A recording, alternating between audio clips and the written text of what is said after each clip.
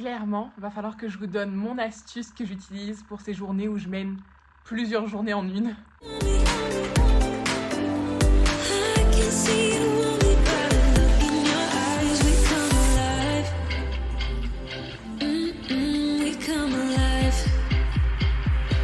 Hello tout le monde, j'espère que vous allez tous et toutes super bien. Je suis super contente de vous retrouver dans cette nouvelle vidéo. Je m'excuse d'avance, la luminosité va être clairement exécrable. Il fait très mauvais chez nous aujourd'hui, c'est un truc de dingue. Mais je tenais quand même à vous filmer cette vidéo pour qu'elle puisse sortir demain. Donc vous la regardez normalement, on est mercredi. Et j'ai décidé de partir sur un format plutôt cool et qui m'a plutôt été demandé, redemandé. Il s'agit en fait d'un What's in my bag. Donc ça fait plusieurs semaines déjà que je vous présente mes achats en termes de sacs, etc. chez Pollen, Copernic, ce genre de choses. Et ce qui revient le plus souvent, c'est oui, mais qu'est-ce que tu veux mettre dans ton sac, qu'est-ce qui rentre dans ton sac, etc. Et je vous avoue que pour le moment, je ne quitte plus mon cabas pour une raison très simple, c'est qu'en ce moment, j'ai des journées ultra chargées. Alors quand je parle du cabas, je vous en parle comme si vous étiez avec moi dans ma garde-robe, alors que pas du tout. On va vous mettre un peu en contexte. En fait, ça fait longtemps que je suis habillée comme ça là. Ok, donc je vous disais, quand je vous parle du cabas, en fait, je vais vous mettre en contexte. Il s'agit du cabas Sim de chez Pollen. Donc c'est actuellement mon plus gros sac, celui que j'utilise quand j'ai d'énormes journées, ou pas d'ailleurs, parce qu'en fait il est très modulable. Mais en tout cas, c'est celui qui pour moi est actuellement le plus polyvalent et qui me laisse le plus de choix, de variations en fait, en termes de taille, de dimension. Et voilà, par rapport à tout ce que je peux ou pas emmener avec moi toute la journée. Alors je vais vraiment vous passer toute la partie descriptive en fait du sac, etc. On va vraiment se concentrer sur qu'est-ce que je peux mettre à l'intérieur. Donc je vous ai déjà fait une vidéo complète, je vous la mets là à ce sujet, où j'unbox le sac, où je vous présente, où je vous parle de la matière, des couleurs, des dimensions et de la façon dont vous pouvez le porter. Donc là vraiment on va se concentrer sur qu'est-ce qu'il y a dedans. Donc voici la bête. Donc là on est sur une bête qui est chargée au possible. Donc là vraiment c'est quand même j'abuse en fait en termes d'exploitation de ce cabas. Mais voilà à quoi ça ressemble au plus chargé. Si vous connaissez le cabas Sim, vous vous rendez compte que là clairement il est au max de son utilisation. Et encore, on pourrait encore glisser 2 ou 3 petites choses. Mais voilà. Dans tous les cas, je trouve que même quand il est chargé, vous pouvez garder en fait un côté structuré au niveau du sac et ça c'est plutôt cool. Par contre, comme vous le voyez, je peux plus le fermer ici, donc je vous conseille pas en fait de l'avoir tout le temps aussi plein. D'une part parce que c'est pas ce qu'il y a de plus sécuritaire, quoique si vous le portez sous l'épaule, bon voilà. Et comme vous le voyez, moi sur le dessus, je vais mettre des choses qui n'ont pas forcément de valeur, comme ici mon pull en fait. Donc si quelqu'un glisse la main et récupère mon pull, ça devrait aller, je devrais survivre. Donc voilà, je vais vous faire un cadrage vraiment sur le sac, donc ça se pourrait que vous ne me voyez pas, mais au moins vous allez voir bien tout ce qu'il y a à l'intérieur. Pour rappel, au niveau du cabas, vous avez 2 anses, donc des grandes anses et des petites anses. Donc voilà, donc vous pouvez le porter facilement à la main ou alors en portée-épaule. Donc première chose qu'on voit ici, c'est ma pince. Depuis que je ne me lisse plus les cheveux, j'ai toujours besoin d'avoir quelque chose, un élastique ou une pince pour pouvoir me sauver la mise avec mes curly hair. Donc voilà, c'est celle-ci que je porte tout le temps en ce moment et que j'aime beaucoup.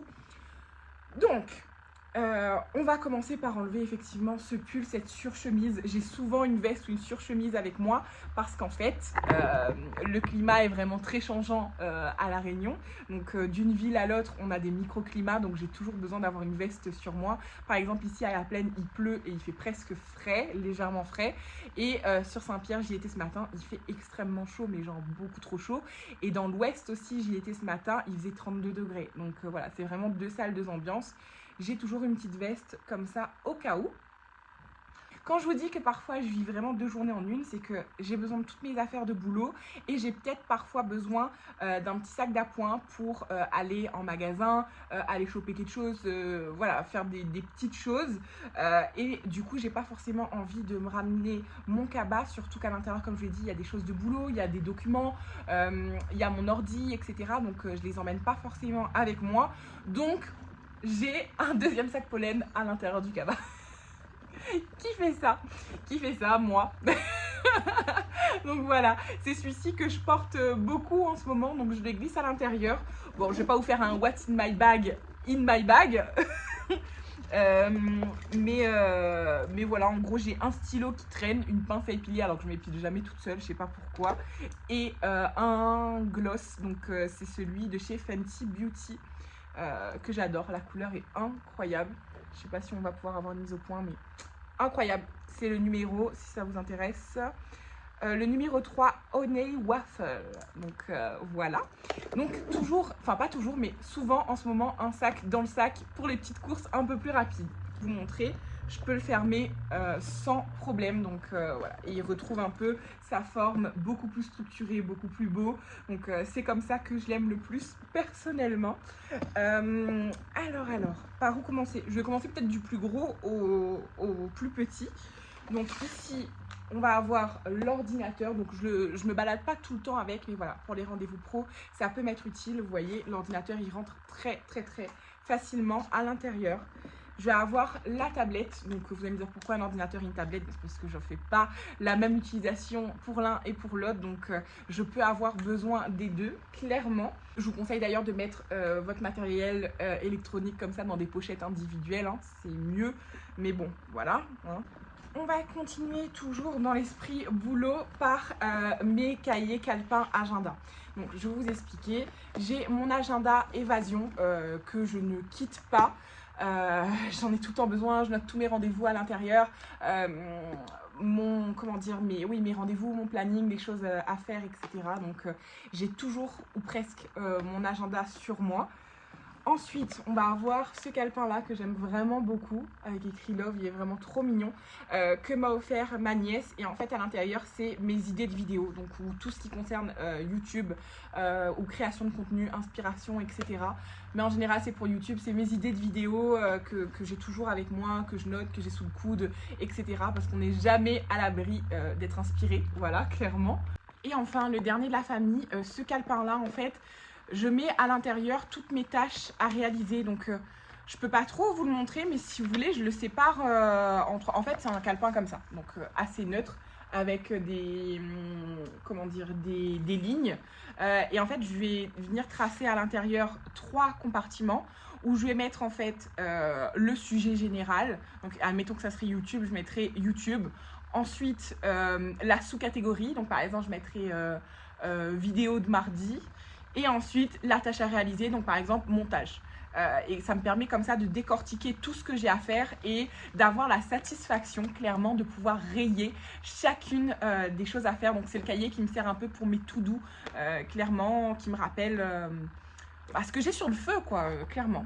Voilà, j'adore en fait avoir des to-do list et je trouve ça très peu pratique en fait d'avoir des to-do list volatiles comme ça qui se baladent un peu partout dans le sac. J'ai tout comme ça dans un calepin et puis voilà, j'ai tout qui est regroupé et si je perds le calepin en entier en fait. Je vais pas perdre juste une feuille, etc. Donc il y a quand même moins de chance. Donc je trouve ça très pratique. Je l'ai pris en librairie. Je vous avoue, j'aurais aimé un grand, mais j'avais pas de format avec les lignes qui me plaisaient. Donc voilà, pour l'instant, je suis partie là-dessus. Et je verrai au fur et à mesure du temps qu'est-ce qui me convient le mieux en termes d'organisation. En téléphone, en fait, j'en ai un là avec lequel je filme et j'en ai un deuxième. Donc j'ai un téléphone pro et un téléphone perso, plus ou moins. Donc voilà, j'ai toujours le deuxième qui traîne à l'intérieur. Une paire de lunettes de soleil, même si ma foi, c'est pas le bon jour. Voilà, ma paire de lunettes de soleil de chez Mango. Comme ça, en retour à l'écran, elles me vont pas super bien. Je sais pas, vous me direz en commentaire. Je vais peut-être finalement... Ok, voilà, bon, bah, elles sont peut-être mortes.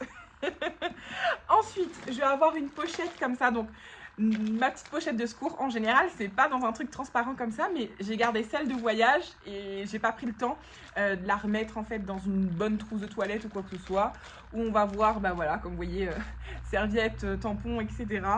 Des lingettes, c'est pas forcément des lingettes démaquillantes, mais des lingettes. Celle-ci, c'est peut-être des démaquillantes.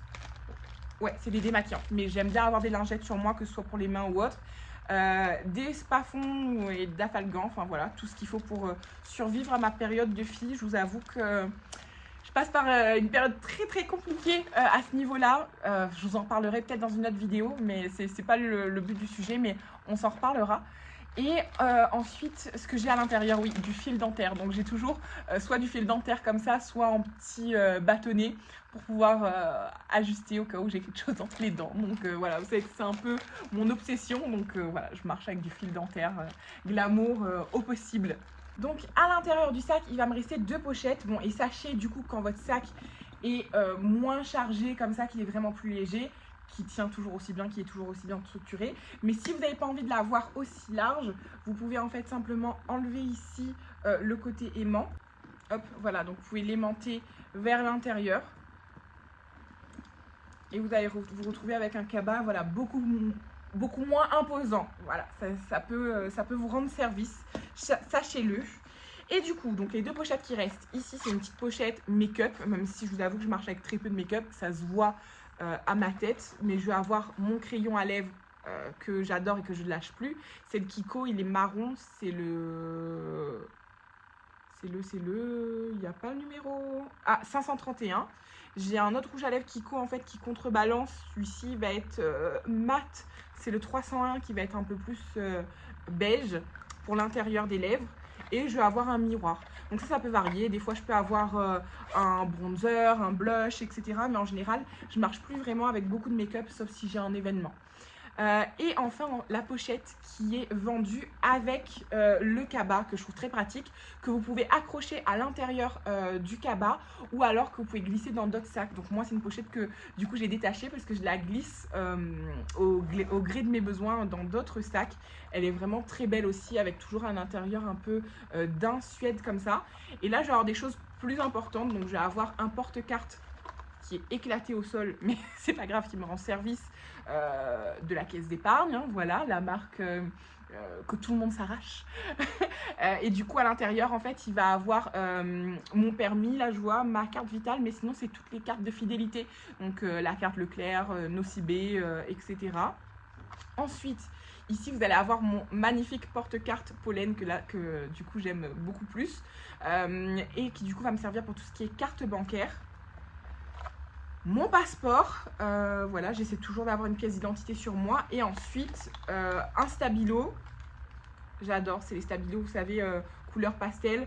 2 stylos bleus et un correcteur. Donc voilà. Donc ça, c'est vraiment la pochette pratique que je glisse de sac en sac ou simplement à la main, hein, directement si je suis pressée. Et où j'ai vraiment l'essentiel de l'essentiel. Donc voilà, n'hésitez pas à me dire ce que vous avez pensé de cette vidéo, si ça vous a plu ou pas. C'est une vidéo plutôt légère, plutôt simple.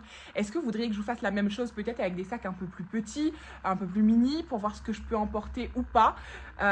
Et voilà, dites-moi ce que vous mettez toujours dans votre sac, vos essentiels. Je vous fais d'énormes bisous, je vous dis à très bientôt et surtout, restez 100% vous-même. Bye.